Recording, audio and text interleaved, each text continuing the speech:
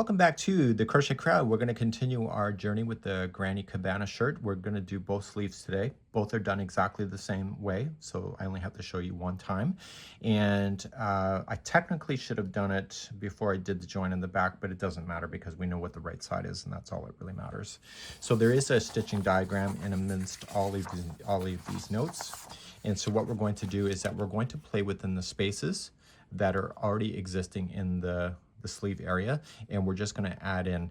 Now, keep in mind that when we did this particular project, we've been going back and forth, and so you can't just go continually around. You have to go back and forth or the sleeves won't match the look. And so what we need to do is to begin and start this process, and it also keeps the stitch work aligned perfectly as well.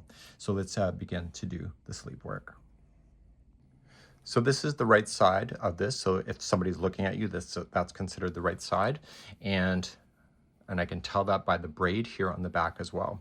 So what you need to do is to go closest hole to the base of the underarm. Okay, so I'm going to favor this one right here. Okay, this here is the back, and I'm going to go right here. And your arm, when you're wearing this, is going to cover over top of this as well. So you're going to come into the first space that is available to you.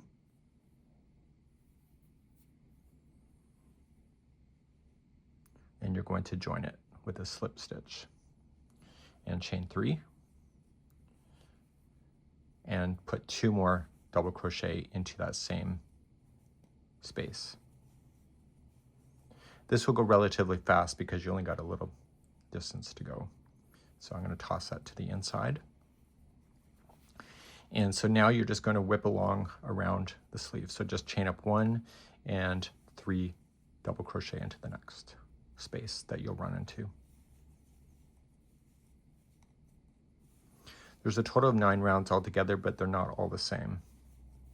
There's a bit of a change from 7 to 9. It's a slightly different stitch. And you're just going to safely just go all the way around. I don't know what safely means, but it's a big word today. And I'm just using leftover yarn, so it's going to be quite colorful and interesting. Make sure you do chain 1 in between to keep the consistency as well. So what I would like to do is just go all the way around, and I'll see you at the end of the round in just a moment, and then you can sit back, relax, and just put the stitch work into motion, and then we'll get these sleeves done, and then we'll move along in the tutorial series. So I'm coming close to coming all the way back around, just filling in the spaces.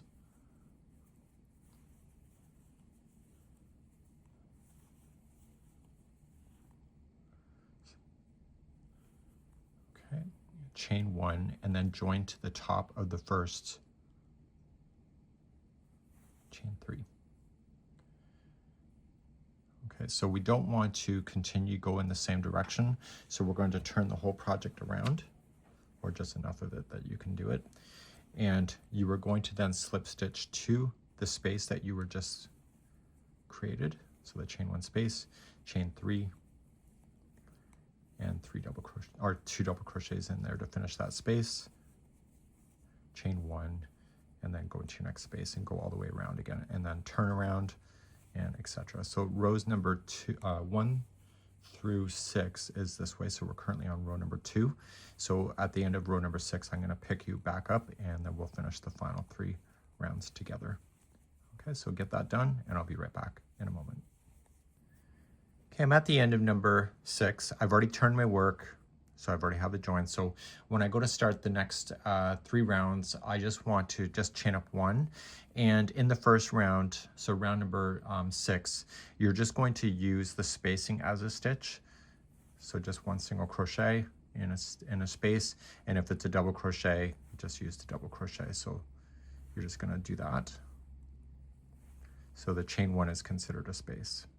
Okay, so use your spacing, and then so on. So when you get around, you're going to join it, you'll turn your work, chain 1, single crochet, back around, and then you'll turn it 1 more time. So rounds number 7 through 9 is just a single crochet going around, and make sure, please, that you do turn it.